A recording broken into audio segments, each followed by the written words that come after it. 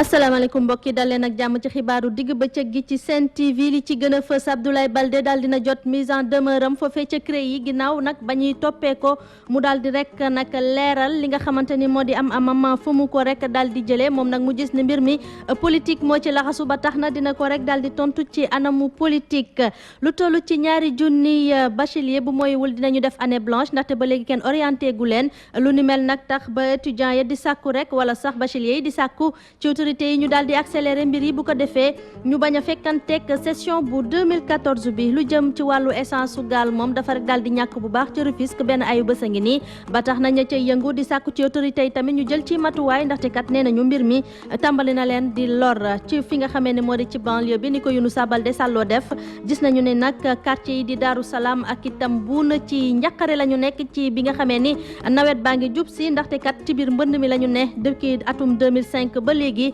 daañ ci dellu si nu mu gën a yaatoo ñaareelu pàccu xibaar yi ñaari ponk lay doon xibaaru tàggat yaram waaye itam li ci yéenekaay yi.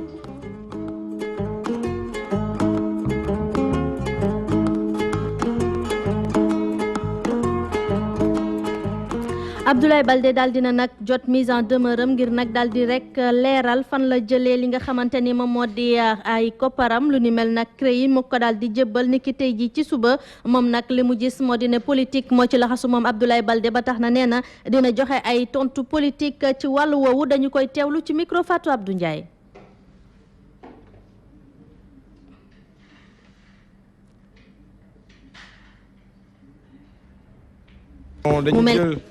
loo xam ne peut-être ñoom yaakaar ne man maa ko moom te xam ne mu leer leen ni ko moom ma ko mooy patrimoine sama jabar ñu jël beneen société boo xam ne mi ngi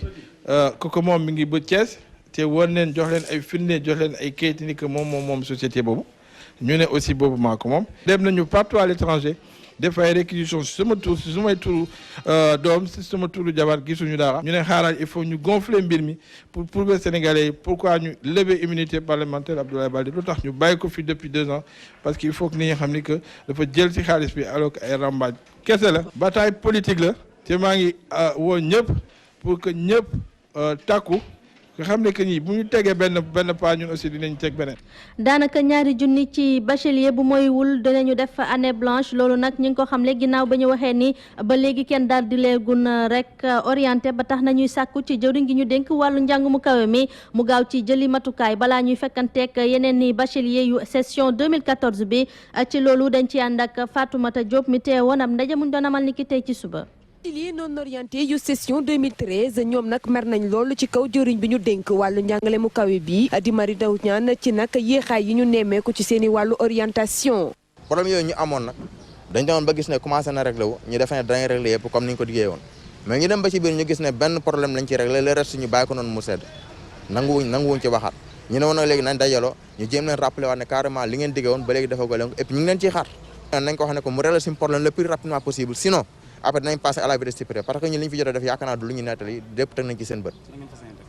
li ñu fi jotoon def ci la ñu bañ a jaaraat ci la ñu jaaraat bu fekkee ne réglé wuñ ko. bu ñu sukkandikoo nag ci coordonnateur des bacheliers non orientés mu ne li leen dal bëgguñu rek mu dal seen rakk yi nga xamante ne ñu ngi waajal ñëw. suñu rakk yi ñu ngi ñëw ñu ngi nii def nañ seen bac commencé nañ première phase bi jeexal nañ ko démb léegi tey résultats yi génn ñu daal ñoo fekk si ñu te duñ mën a bokk ak ñoom di defaat même année di perdre une année parce que loolu duñ ko mën a nangu parce que li ko waral mooy système LMD lañ nekk système LMD boo perte benn année dafay feeñ ci sa cursus scolaire yéen duñu leen naatale li fi xew barki dem avec session master yow reprendre nga benn année kii reprendre na ñaari année di nga mën a dem master loolu nag la ñuy bañ mu artu ci ñun. bachelier non orienté yu session 2013 gii ñoom nag ñu ngi woo jëwriñ bi ñu dénk wàllu njàngale mu kawe bi di Mary Teuw Niane ngir nag mu àddu ci mbir mi ni mu gën a gaawee ndax seeni ay jafe-jafe ñu mun koo fàtte. daanaka toog nañ ayu bés te daal diw ñu am li nga xamante ni moom moo di essence gi dem ci gaal yi ba tax na rek ñoom nappkat yi nekk foofee ci Rufisque daal di ci ànd ak tiitaange ndaxte kat gis nañ ñu mbir mi ngi leen rek tàmbalee di raal ba tax na ki nga xamante ni moo di président wu pêcheurs yi di Pierre Mboup di sàkk ci autorité yi ñu gaaw leen ci ñu teewlu ko ci micro Mambay Ndiaye. dundal famille boobu di dundal beneen famille ay famille di ci dem géej ñu toog presque 6 jours 7 jours amul essence dafa graaw 718 kilomètres yi nga xam ne moo nekk ci littoral bi benn gaal demu ci géej li tax ñuy dem géej ñi ci mën a dem géej essence oto la ñuy dem jënd def ci huile pour mélanger ko pour mën a dem liggéey te loolu doxul te seetlu nañ ci réew mi at mu jot dinañ am ñaari yoon ba ñetti yoon ñuy rupturer ci problème carburant ñu bëgg nag loolu gouvernement bi nga xam ne ñoo fi nekk président Macky Sall jiite réew mi moom mu taxaw ci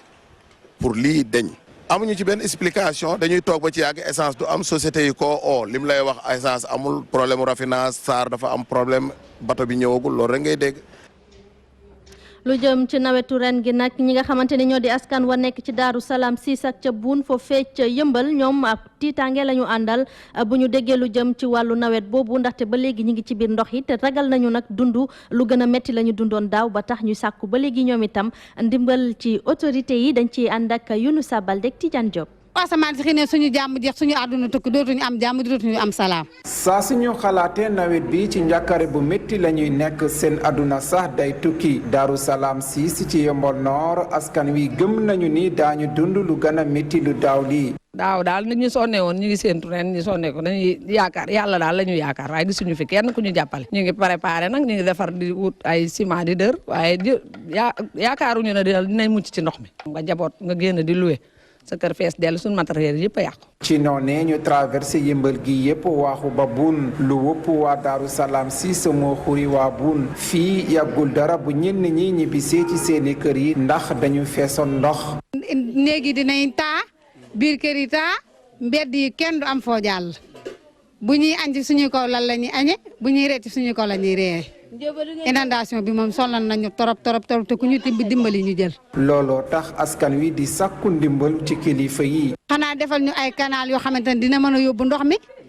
wala ñu defal ñu ay pompe yoo xamante ne bu dee canal bi fi mën a pare bu pompe ñëwee bu tawee ñu pompe ndox mi mu dem. ñu ngi góorgóor rek bu ñu amee garavaay dugal te ñun dem nañ ba demande moto pompe fu mu toll nii chaque jour dañuy xëy def mobilisation dem Géejawaay en sapeur laa ci xool ba xam dinañu jàppale. fu mu nekk nii ñu yeewoo ci gox yu taay yi ci neen la ñuy toog. Banque mondiale ak gouvernement bu Sénégal ni ki démb daal dinañu xaatim benn accord daal di nag tënku ci rek lu toll ci juróom-ñetti milliards ci suñu koppar lu ni mel di ay koppar yoo xamante ni dañ ko nar a dugal ci ab projet boo xamante ni ñeel na ay centre d'excellence yu université yu Dakar ak Saint-Louis dañ ci ànd ak Safiatou Bandiaye. Banque mondiale jagleel nguuru Sénégal lu toll ci juróom-ñetti milliards ci suñuy koppar mu di koppar bu ñu war a dugal ci taxawal rek benn centre d'excellence africain bu yëngu ci wàllu wér-gu-yaramu yaay ak tamit xale yi ci université Cheikh Anta Diop bu Dakar waaye itam beneen centre d'excellence africain boo xamante ne moom day yëngu ci wàllu mathématique ci université Gaston Berger bu Saint-Louis. bu Banque mondiale di dimbali Sénégal ci wàllu recherche wàllu xam-xam ñu jëmale ko sunu ñaari université bu mooy juumul mooy université yi fi gën a mag. bu ngeen xoolee plan Sénégal émergent ñaari aspects yooyu daf ci am solo muy li jëm ci wàllu médecine faj ak li nga xam ne dafa jëm ci wàllu recherche ci xam-xam yi nga xam ne dafa nekk muy mathématique ak ay informatique ak yu mel noonu ñu ciy nekk sant waa Banque mondiale. projet bi du duppee projet de centre d'excellence bu Sénégal dinañ ko amal ci diiru ñeenti at dina tax itam ba ñu sukkali lépp lu jëm ci wàllum spécialisation ci université yi nga xamante ne rek dañu bokk ci sous-région bi. Le mandat de ces centres. lu ñu bëgg nag ci centre yi moo di ñu amal ay recherche yu mucc ayib ci domaine bu mu mënti doon waaye it tamit mën a génnee ay saafara yoo xamante ne décideurs yi mën nañ ko jëfandikoo. international. autorités yi ñëwoon teewe bi leen ndaje di rafetlu ndimbal bi nga xamante ne Banque mondiale def na ko ci réew Sénégal mu di dimbal bu ñu jàpp ni rek day màndargaal solo bu ñu jox jàng beek jàngale bi rawatina bu kawe bi. benn kuréelu jigéen ñoo xam te ne dañ nekk ci Afrique sowu jant daal di leen nag rek joxi raaya ginnaaw bi nga xamee ni dugal nañ seen loxo bu baax ci lu jëm ci wàllu sécurité alimentaire lu ni mel nag ñu daal leen ko jox te itam di sàkku ci ñoom ñu gën a yokk façon bi nga xamante ni ñu ngi koy liggéeyee dañ ci ànd ak Salif Kébé Sakho.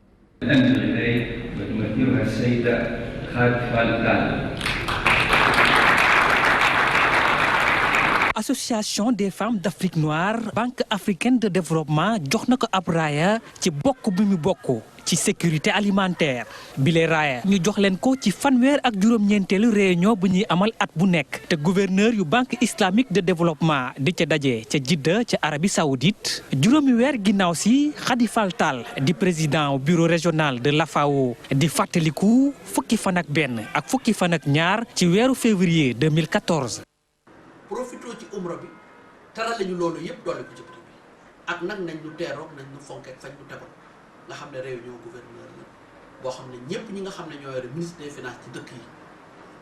Afrique yi ak monde. muy militante di it njiit Khady Fall Tall di rafetlu liggéey bi ñu tàmbali ci atum 2004 jot tey bile raaya rax ci dolli soxna si di présenté AFAO mi nga xamante ni mu ngi jamono ji ci fukk ak juróom-benn réew. mais dëkk bu ne am nga sa présidente nationale boo xam ne mu ngay liggéey ca dëkk ba ci li nga xam ne moo ñooñal loolu mooy seen soxla. su weesoo AFAO bile raaya nag mi ngi ndokkel jigéen ñi nga xamante ni bu ñu sukkandikoo ci Khady Fall Tall ñooy yeewu 4 heures du matin di liggéey ba 23 heures ci ngoon gi wala sax lu ko ëpp. ñu wax ci leneen ca centre de santé Mame Abdou Aziz Sy Dabakh nekk foofee ca Parcelles Assainies askan wa fay fajoo ci jafe-jafe la ñu nekk ndaxte kat dañoo gis ni njëgu li nga xamee ni moo di ticket yi dañu ko rek daal di yokk ci loo xamante ni ñoom nee nañu teguwul ci yoon ba tax na rek ñuy xamle yi tamit ne li nga xamante ni moom moo di rek la ñuy sàkku ci hôpital ba du lépp lañ fa mën a am dañ ci ànd ak reportage yu Zahra Aïdara. Ndar kàmm la maladie di am jafe-jafe ngir faju astama guddi. benn feebu amoon démb au niveau de l'hôpital Mame Abdou Aziz des Parcelles Assainies parce que dama fa ñëw vers les coups de 2 heures presque 10 du matin je suis venu donc dem infirmerie bi ñëw fekk leen ñu wàcc après je me suis posé la question ma laaj waa ji fa nekk ma ne ko mais ñi dañu wàcc ma ne ma waaw te je me suis dirigé vers le médecin ma laaj ko ne ko ma ñëw ci médecin bi ne ko sama doom dafa feebar c'est un cas urgent donc xale bi dafa amee genre de crise asthme mu ne ma woy donc xale bi mënu ma ko consulter sans pour autant que par exemple aussi mu jënd ticket 2000 ma ne ko mais attends xale bi ak cas bi mu toll nii doo ko jël nga consulter ko sans pour autant mu jënd ticket 2000 mu ne ma non génn ci biti donc bu sama 2000 ñëw jënd ticket jox ko. njëgu ticket daal di changé ci biir l'hôpital bi. non seulement nee nañ léegi les tickets par exemple yi nga xamante ni moom la ñuy jaay à 500 francs yi def ci infirmerie bi nee nañ léegi ñu ngi koy commencé jaay à partir de 14 heures 20 heures ñu arrêté. auparavant boo ñëwee dafa am ticket boo xamante ni da ngay ñëw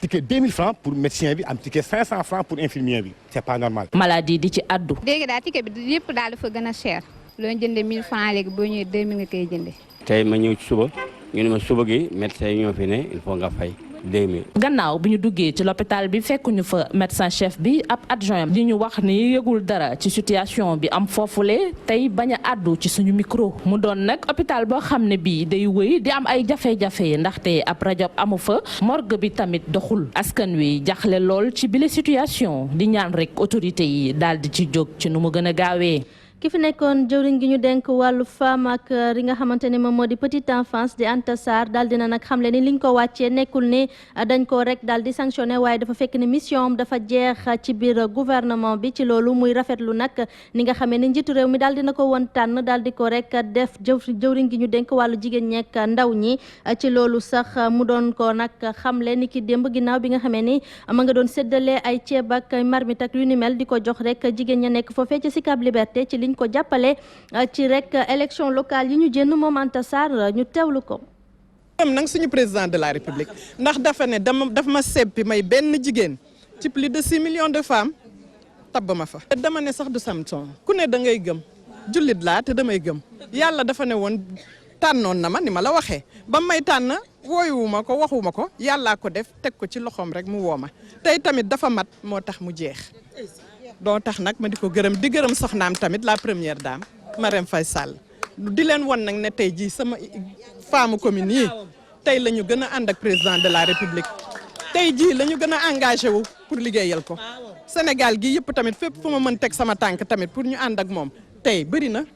ambassadeur Émirats Arabes Unis ñoom itam ñu ngay wëyal rek baax gi nga xamante ni ñu ngi ko doon def nag ci askanu Nduxura Pël nekk foofu fecce yeen ndaxte ginnaaw bañ leen tabaxalee école daal di leen rek defaral ab poste de santé niki nag démb ànd ceek association rek air développement daal dinañu nag jox dund gu bëri ñi nga xamante ni ñoo di askan wa mu nekk nag loo xamante ni dafa bokk ci seen programme rek di nga xamante ni moom la ñu jagleel wàllu koor gi di ci joxe ay pañeek yu ni mel dañu ci ànd ak Mambay Ndiaye.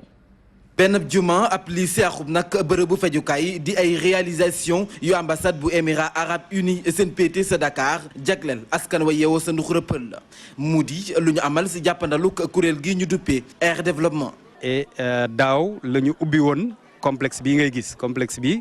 dafa nekk benn lycée dafa nekk benn juma dafa nekk aussi benn dispensaire maternité bu nekk ci ginnaaw ni donc loolu lépp ñoom ñoo ko fi def indi fi seen alal vraiment en collaboration en association ak sunu association bi nga xam ne bii mu ngi tudd Action Initiative Républicaine pour le Développement. su weesoo nag la ñu leen tabaxal waa Émirats Arabes Unis dikkat sa bërëb ba ngir nag jàppale leen ci wàllum koor gi. di ndokkeel di féliciter sunu mbokk naar yi ñu nga xam ne ambassade Émirats Arabes Unis la ñoom ak Croissant Rouge Émirati ñi nga xam ne fii ñii ñoom ñoo ñëw tey fii ci Nduxura Pël donc dimbali ñu dimbali askan wi néew doole yi ci par rapport ak koor gi. ndimbal li donc maye nañ fi ceeb maye nañ fi diwlin maye nañ fi suukar maye nañ fi ay tàndarma yàgg nañ ko def nañ ko daaw def nañ ko ren. lu nu mel nag waa ambassade ba ni kon du fi yem ndax kat si jàppandalu kuréel gii nu duppee air développement daañ fexe ba duggaat si gox-goxaan yu bari ci réew mi ngir taxawu leen yombal seen ak nekkin. charcuterie di xeetum rek yàpp saucisson ak merguez ak ñoom seen doon nag loo xamante ni askan wi dañu ko taamu bu baax ci jamonoy koor gi ñu nekk bëgg ko di ndogoo waaye mu mel ni yenn saay di nga ci nag daal di tombeel boo xamante ni daanaka nañu ko dencee woon ba jaay la ko daal di wul rek tegu ci yoon waral reportage yu Ndeye Dime Ndaw ak ki nga xam ne moo di Ousmane Deme. Serigne Saliou Fall charcuterie lu mu taamu la ci weeru koor teewul nag mi ngi bàyyi xel bu baax ci sellaayu produit yooyu. denc bi avec les coupures de courant dina poser problème waaw kooku nag yow yaay mën jël say matukaay waaw mais damay xool date de péremption baak yooyu yëpp am na mu ngi ci. kon mu mel ni bari na ci morom ndax ñii tamit nee nañu du fu nekk la ñu koy jëndee. du ma ko jëndee jamais si boutique yi jamais soit muy grande boutique yi nga xam ne y a un système de conservation ou su fekkee nekkul grande mu dem si surface yi parce que lu may def sama biir daal dama bëgg mu wóor. mooy jënd quantité bu bari supermarché laay dem. parce que foofa dama constaté ni seerul lool te xam naa ne conservation bi dana baax ndax seen installation yi ma gis. charcuterie yooyu tàmbalee bari ci boutique yi ndax détail bi ñu ciy jaay waaye conservation bi doon jafe-jafe ndax coupure courant yi. bu xasee coupé moom damay obligé jël yi nekk au frigo def ko ci congélateur bi waaw parce que mais bu gënee yàgg moom bu perdurer moom pratiquement perte lay doon parce que charcuterie moom dafay ànd ak froid. Male Kebe mi jaaykat la ca rue 15 moom sax yokku na ci day jël léeg-léeg ay matuwaayam. dañuy jël li nekk ci frigo yi bu yàggee dañ koy dugal ci congélateur bi. nga xamante ne suñ ma jaayee donc su affaire bi amee problème ci problème courant bi dama leen koy mën a rendre comme yenn sociétés yi du ma wax seen tur mais dañuy ñëwee dañuy xool li yàqu ñu remplacer ko. donte yenn borom boutique ñi ngi bàyyi xel bu baax ci wér-gu-yaram seen i client teewul nag service d'hygiène léeg-léeg war na doxantu ci yeneen i boutique ndax am na ci yenn jaaykat yuy fay seen frigo ngir sakkanal courant. agsi nañ ci ñaareelu pàccu xibaar yi ponk bi ci njëkk di xibaaru tàggat yaram ñi ci ànd ak Soxna Falkan.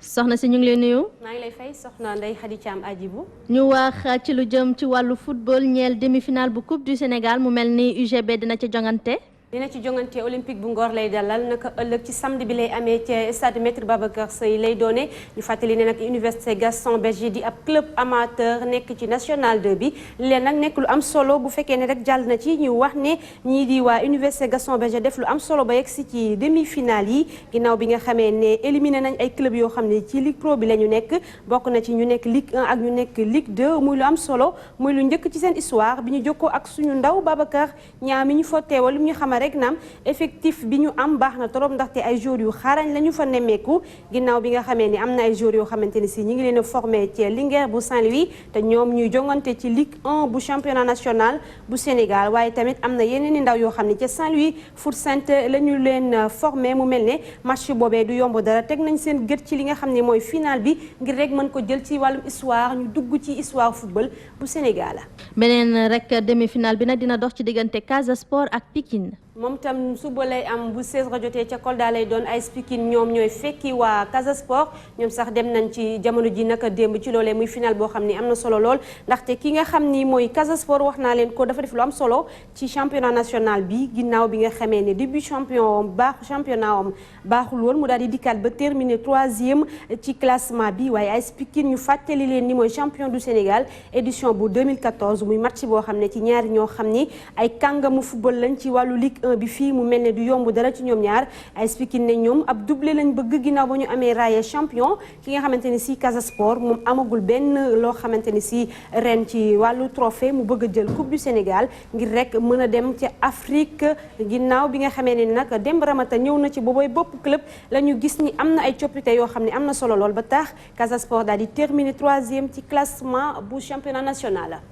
wax ci wàllu actu de la coupe du monde mu mel ni nag tey jii dañuy noppalu ginnaaw bi nga xamee ni rek lii di final bu ndaw bi dinañu ko amal niki ginnaaw suba. ëllëg samedi lay doon final bu ndaw bi naka ginnaaw ëllëg final bu mag bi la ñuy amal ginnaaw bi nga xamee démb ak tey dañoo noppalu final boobu war a dox ci diggante Brésil mi organisé ak ki nga xamante ni si mooy réewum Hollande moom nag mu ñàkkoon ginnaaw ay tiro bi Brésil ñu fàttali ni benn ñaar ñett bu juróom-ñaar ci benn la ñu ko daanoon ki nga xam ne moo ko daanoon di Allemagne dem final war a daje ak ki nga xam ne mooy Argentine mu mel ne ci loolee Neymar mi nga xam ne dafa blessé ba footballul boobee match daal di pare ci compétition yi moom ñëw na démb ci entraînement ngir rek c'est moral troupe bi ki nga xam ne tam mooy Thiago Silva di capitaine bu Brésil match bi ñu génn footballu ko ndax amoon suspension moom jëlu si war na ngir rek gën a dooleel équipe am ñu fàttali leen ko naka ëllëg lay am bu 20h jotee ci samedi bi ki nga xam ni Brésil moom moo ci dalal Hollande. ñu wax ba léegi ci wàllu woowu ki nga xamee ni moo di Aliou Cissé di nag tàggat olympique yi moom gis na ni Allemagne dina ca dem ba jeex ci final bu mag bi. dina ci dem ba jeex laata loolu rek ñu wax ci Allemagne ak ñi nga xam ne ñooy waa Argentine juróom-ñaari yoon ñuy daje bii di ñetteelu final bi ñoom ñu koy daje ñaari final yi ñu jot a daje yépp ku ci nekk am nga ndam ci sa kaw morom bi ci njëkk di 1986 ki nga xam ni mooy Argentine moo daal di daanoon Allemagne ñetti bal ci ñaar waaye ci 1990 waa Allemagne daal di fayu daal di leen di daan benn bal ci dara bal boobee sax ci penalty la duggee ci 94e minute yi mel ne booba match bi ma ngay waaj a jeex ci noonee sax ñu fàttali ni ñi nga xam ne ñooy albiceleste yi dañoo joué woon à 9 li ko waral rek mooy dañoo amoon suspension mu mel ne ci jamono ji ñoom ñoo tolloo ci li nga xam ne mooy wàllum final ndax ku ci nekk wax naa leen ko daan na sa morom wàllu final Argentine ci 1986 waaye ki nga xam ni mooy Allemagne ci 1990 ba tey foofu la ñuy desandi Aliou Cissé mooy tàggat olympique yi ci réewum Sénégal moom nag yéy na yàbbi ci li nga xamante ni si mooy final bi war a dox ci diggante Allemagne ak Argentine li mu xam ne rek ne li mu gis ci Allemagne mental bi ñu am ak xarañte gi nga xam ne am nañ ko dal na xel ba tax mu am yaakaar ni Allemagne mën na am dara waaye nag fàttewul ñi nga xam ne ñooy waa Argentine ñu am jour boo xam ni ñoom dañoo am ci moom yaakaar sa ñu teg ñu bëri teg ci ñoom gët muy Lionel Messi loolu waral Aliou Cissé àddoonu ñu mel ñu teew lay kàddoom. li ma ci nekk mooy que tey ñaari dëkk yu mag la ci football muy Allemagne muy Argentine ñëpp xam nañu seen passé mais lu ci gën a neex mooy tey gis nañu am na Allemagne boo xam ne dina représenter Europe Argentine yu représenter Sud Amérique bi donc ça veut dire que loolu lu baax la parce que ci début coupe du monde bi man si sama yaakaar foogoon naa ni que ñaari équipe Sud américaine ñooy dem final mais tey ñaari continent football yëpp tey ñu ngi ci final bi donc foog naa ni que final bu neex lay doon waaye gëm naa ni que tey Argentine am nañu ay possibilité gagné ko parce que am nañu joueur boo xam ne hors classe la mooy Messi mais tey bu ñu xoolee Allemagne yi mooy que ñoom seen lépp ci collectif nañ ko teg ci jouer ensemble je pense que man sama pronostic tey gëm naa ni que Allemagne mën na ko remporter waaye final nag ñu mu tudd c'est difficile ngay joxe ay pronostic waaye gëm naa ni que Allemagne daal ci lu ñu wone depuis début bi gëm naa ni que logique bi bu continuer war nañu gagner final bi. ba léegi ci wàllu coupe du monde bi mu mel ni FIFA kon teg na daan ñi nga xamee ni ñoo di waa Argentine. daan bu xaalis bu bëri sax 247 000 euros toll ci 160 millions 550 000 ci wàllu CFA li ko waral nag nee na charte yi nga xamante ni si ñoom dañ ko teg ñii di waa Argentine dañu ko respecté bokk na ci veille match ci coach dafa war a ñëw def conférence de presse waaye dafa war a ànd ak jour ñii di waa Argentine ñu ni waa FIFA xam le ne ñeenti yoon a ngi nii respecté wuñu lu ñu mel bokk na ci match bi nga xam ne dañ doon daje ak Hollande looloo tax daan yu métti yooyu ñu daal di leen koy teg ñu daal di jeexale rek ci wàllum basket ginnaaw bi nga xamee ne kiy tàggat Lions yu Sénégal war a jëm ca coupe du monde ba ñuy amal ca diwaanu Espagne ñu jàpp ko fanweeri fan ci weeru août jàpp fukki fan ak ñeent ci weeru septembre moom nag ginnaaw bi nga xamee ne joxe ñaar fukk ak ñeenti gaynde yi nga xam ni ñu war a dem stage de préparation bi suñu ay natango yéen nañ yàbbi ci li nga xamante ni si Cheikh Sarr wax na ko bi muy jàkkaarloo ak taskatu xibaar yi ñu teewlu ci reportage bu Gora Ndaglo mu mel ne dinañu ci dellu siwaat ndax élément bi yembul soxna Ndeye Khady Thiam di la ziar ci àjjuma ji ziar mbokk yi doon teewlu ci Sen TV xibaaru tàggat yaram yi ñu ndar képpee ko foofu yàlla na yàlla nangu siyaar sañse bi itam tey rafet na jërëjëf soxna Falkan egsi nañ ci pàcc bu mujj ci xibaar yi muy li ci yénnekaay yi ñu ci ànd ak El Hadji Ahmed Aidara. yàllaay buur waaw Le Quotidien yéene kay ne ca jamono joo xam ne daal askan wi yeewoo ci Ndakaaru njaay jël jóob gi ñàkkum ndox mee ngi leen di bëgg a rey ñàkk ndox waaw askan wa nga xam ne nag ñoo yeewoo ca Matam ge ma ne leen ndox ma ëpp na ca ñoom lool musiba goo xam ne kon moo wàcc nag maanaam kon ca bët gànnaarug réew mi di Matam ak lu ko wër yàlla jaa ubbi kon ay robineem taw bu mittee mitti boo xam ne kon guddig àllarba jàpp alxamis maar day daal ay gox yu bare bare te ay village yu bare bare nga xam ne nag maanaam kon fàtteegun la leen doloon kon ca 2001 taw yoo yee nga xam ne wàccoon na kon seen kaw te nekkul woon jamonoy nawet waaw yéene kaay gi ne ma ne la askan woo taw ba yëngal na leen lool laase taw ba day miti na lool ca Matam laa la wax waaw am na ca benn pont boo xam ne ma ne la dafa dagg laa la wax ay tali yoo xam ne yàqu na kër yaa nga ca biir ndox may jaabaa jonge kon inondation ca jamono joo jee gaañaa nga ca dongal ga ca alal ju leewul ja tribune yéene kaay ne ginnaaw Abdoulaye Baldé day Samuel Sarr gaañaa ngi koy songu de marti tali ngir juróom fukki milliards yaa ñu jàpp ne nag maanaam kon mooy alalam waaye tamit day créé bi ñi ngi xool ay kër wala boog appartement wu Samuel Sarr ca Londres ca Angleterre ak ca Paris gay waaw ak ay kër yoo xam ne nee nañu Samuel am na ko ca Banjul ak ci Ndakaaru njaay jël jóob waaye Samuel tam danañ ko wax mu indi ay gindi de ci oto boo xam ne juróom-ñetti téeméer ci ay millions lay jar Mercedes may baax cey Sarr Mbundu Samuel Sarr moomee dana jàkkaarloog ñaari procureur de la République waaw ak procureur spécial Aliou Ndao procureur spécial Aliou Ndao moomee dana jàkkaarloog Abdoulaye Baldé tey jii ci àjjuma ji ubbil Sud Quotidien laase lu ñu baree bari xamul waaw mooy Abdoulaye Baldé nee ni ki dee moom ak ay avocat demoon nañ ca kër yi gée ngir yëddu seen dossier ba waaw waaye Abdoulaye Baldé dee la mu wax ca kër yi gée ma nga fa tege ma ne la benn greffier ba nekk ca cour ba la Abdoulaye Baldé woo ne ko waxal procureur Aliou Ndao bu dee dafa bëgg guerre dana ko am la ilaha illallah déet waay monsieur le maire Abdoulaye Baldé ne kay di Aliou Ndao que s'il veut la guerre il l'aura enquête yéene kaay ne ña nga xam ne nag ñoo ànd ak Abdoulaye Baldé day nekk ca Ziguinchor waaw démb fees nañu saal ba del Samsidine Sow mi ngi sàkku ci président Macky Sall daal mu nangu ndogal bi nga xam ne moom la waa Casamance jël maanaam votel Abdoulaye Baldé laa la wax ci élection yi Samsidine yamu ca parce que nee na gis nga lii nga xam ne moom la ñuy def Abdoulaye Baldé li di ko woo naan ko waaw ñëwal nga indil ñu wax ñu fa nga jëlee sa alal jaag waaw ñeng patiti patata maanaam mise en demeure gi lée du dara de Macky Sall président daal daa bëgg fat maanaam koo xam ne leer na ko ne élection présidentielle 2017 day jàkkaarloog moom Sud Quotidien gis nga tongal gi ci wàllum alal jëlewul ji ñuy laam-laamee supposé waaw gis nga buñ doon def bilan fii ñu toll ni lé mbir mi daal saful suukar saful xorom kenn mënu koo ràññe daa timpi tampa daal mitigé waaw tongal gi daal doy na waar réew mi Quotidien ateewu Karim Wade bi waaw est-ce que du mujj mel ni nag ab bal bu peer ne pus lu tax yow créé bi xoolal ma ca commencement dañ doon wax naan Karim Wade juróom benn téeméer ak juróom ñeent fukk ak ñeent 694 milliards mbir mi daal dem naa seey ba toll ci téeméer ak fukk ak juróom ñaar ci ay milliards ma ne la waa France ngi ne dañoo seetal Karim Wade waa Luxembourg nga ne seetal nañu Karim Wade waaw ak yeneen yoo xam ne tamit nit ñi ko dañ ko ci daal ay erreur bu amee am na erreur la faa yi ci am ñoo bari daal Amadou Kane Diallo PDS njum ci tribune yéene kaay nee na yaayu Macky Sall gis nga bu doon dund ba léegi ni le Karim Wade lii dal ko du ko dal laa la wax réew mi quotidien ne gâteau gouvernement bi daal séddoo nañ ko waaye Macky Sall daal la gën a duun ca nag ba la jël maa la ko wax de libération yéene kaay ne ñi nga xam ne nag dañoo ñàkk seeni gox dañu yëkkati ay daan lal ko seenu ndodd waaw sanctionné leen Macky Sall dee génneeti na yat ba encore marti tali waaw parce que Mbaye Ndiaye ak Marème Badiane nekkatuñ ministre d'état la ilaha illallah Thierno Alassane Sall delluwaat na ASECNA direct info ne ñi nga xam ne ay vice président lañ nekk assemblée nationale nag dañu gagné leen ci élection yi nag seenu ëllëg laas bu dee Youssou Ndour nag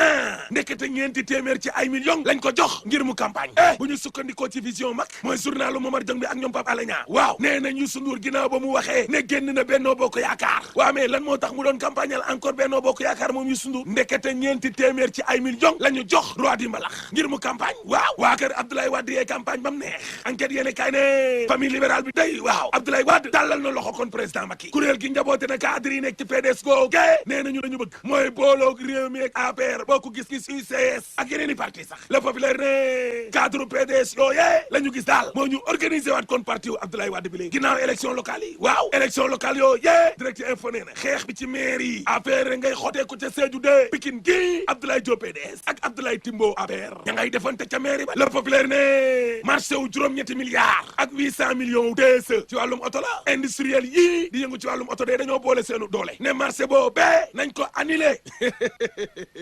alaaji sama koñ moo gën a neex fee ne non alaaj géej waay neex ñëpp a bëgg a doon maire pourtant mënoon nañ maa jañax maire ba de barke Rasoulaay ma def le premier adjoint def Simer Diop secrétaire municipal président Lamine Gueye di gérer carburant bi bi ak ceeb beeg yooyu daal pa bés di ba ma dénk ko nawetaan yi alaaji tëjël